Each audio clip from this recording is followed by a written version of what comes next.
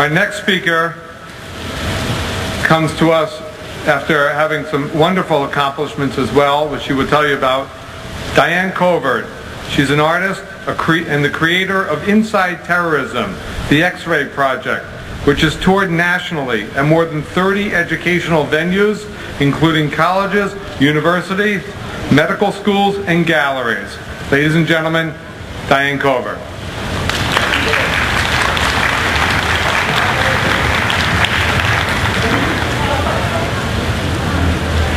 I'd like to thank Vision and especially Karen Weinstein for all of your support of the X-Ray Project through thick and through thin, no matter what. I think that you are the best friends that Israel could ever have anywhere in the world. Thank you. The X-Ray Project is an installation of X-rays and CT scans of survivors of terror attacks in Jerusalem.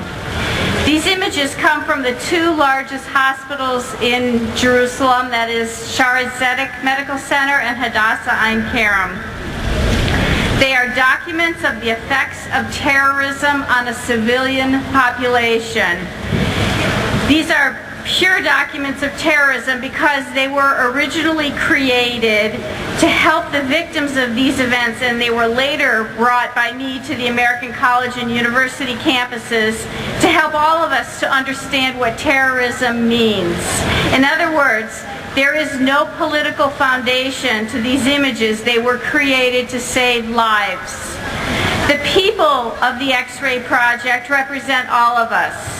They are Jews, Christians, Muslims, Hindus, Buddhists, atheists. They are Israelis, and they are visitors from around the globe. They are all ages and all ethnicities. Radiographs don't record any of that information, and it doesn't matter. The images in the X-Ray Project record what we as human beings share with each other. The X-Ray Project stands for all victims of terrorism worldwide. Each image documents the effects of the decision taken by a terrorist who, by the way, can sometimes be just a teenager, and his or her facilitators to commit suicide and mass murder. That is a problem that is posed by every single image. How do we respond to this new form of cruelty? But within every image is the response also. Without the profound altruism and the ability to work together, none of these images would have been created. Starting with the first responders and moving to the triage team at the hospital, to the doctors, the nurses, the surgeons, the radiologists, the radiology technologists, the mental health professionals, and more, they are all present in these images. These images are a compression of all of it, of the malevolence that is terrorism and of the civilized answer that is occurring around the world almost daily. Out of the chaos of terrorism have come medical improvements that have made lives better around the world. And this is just a quick example. Terrorists often dip the shrapnel inside the bombs, and the shrapnel is usually nails, bolts, hex nuts, just stuff from the hardware store. They dip it into rat poison, which causes bleeding, internal bleeding. In response, Israelis have developed an injection now routinely given by first responders at the site of trauma events around the world, such as perhaps even a car accident. And this injection slows down the bleeding and gives the patients enough time to make it to the operating room where they can be helped.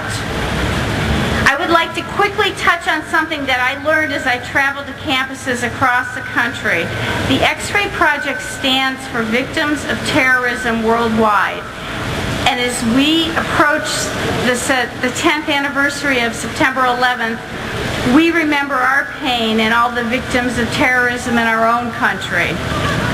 But believe it or not, I ran across a certain amount of what can only be described as anti-Semitism from time to time on the campuses. Along with it, I naturally came across young Jewish students who are oppressed and confused about their own identities. I've decided to work on a larger project that has to do with anti-Semitism. Just as we need to preserve the history of terrorism, I would like to demonstrate and preserve the history of anti-Semitism in a visual form. This is too important to be hijacked for political purposes or erased from history altogether. The first phase is about to be launched really soon, and it deals with the history of what most of us American Jews, what our parents, our grandparents, our great-grandparents experienced, and that is the pogroms in Eastern Europe that caused most of our relatives in the latter part of the 19th and the early 20th centuries to flee.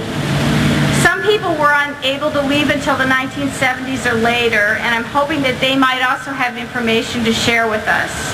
I have images of those pogroms.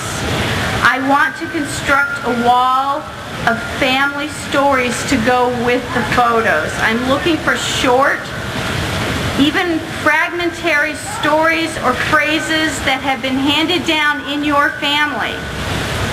These will all be typed up and added to the wall, which is both a virtual wall and a gallery wall. Eventually, I hope to have the participation from Jews around the United States and even further. So if you're interested in learning more about the X-Ray Project and hosting it, or in sharing in your family's personal history, please come and find me. I'm right over here after the formal presentations. And thank you so much for inviting me to come here.